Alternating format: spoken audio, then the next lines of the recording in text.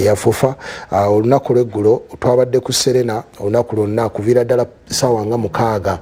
paka ssaawa 2 ez'ekiro nga tulinda okufuna alipoota eva mu ttiimu ze 13 ezikyagaanye okukkiriza okuzannya fomati eno empya. Abo be bamu ku bakulembeze jjukira nti ekibinja ekyo ekya ttiimu ezo kikulembeddwamu Lawrence Mulindwa gwe bawadde obwa chairman okubakubiriza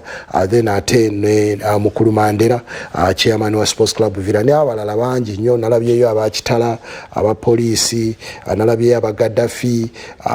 ttiimu ze ziwerako zonna zabaddeyo ttiimu 13 ttiimu 2 ze zawadde apology nti tezasobodde kujja mu lukiiko olwo naye nga ebyatuukiddwako ttiimu zino zawaddeyo ensonga zaazo lwaki tezirina kuzannya liigi eyo nti obudde butono nnyo obwateereddwawo okulaga ennambika empya eya liigi ate n'ekirala nti finances oba ensimbi ez'okuteekebwa mu liigi eno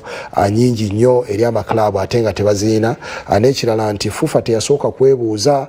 ku bakulembera ttiimu zino ezigenda okuzannya mu liigi eyo so bagamba nti ku lunaku olwokubiri bajja kuvaayo n'ekyenkomeredde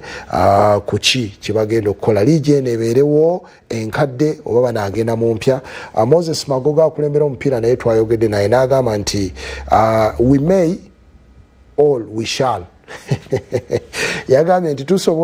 tuyinza okusamba oba obutasamba format mpya so kyonna kikyali mu suspense tulinda tulabe kyonna ekinaavaayo tujja kubeera nga tukubulya naye nga bakalambidde abo boolaba ku screen Mukulu Mandera ne Mukulu Lawrence Mulindwa wa Vipers bagamba nti liigi empya tejja kusambibwa mu sizoni eno ate bagambye nti sente zino akawumbi n'okusoba Mukulu Moses Hashim Magogo zaalaga nti weeziri baziteekemu eno format enkadde balabe bwe zinaakola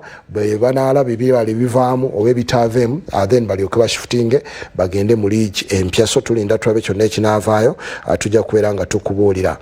Ruben Loftus-Cheek ne Jalal Kwanza abongedde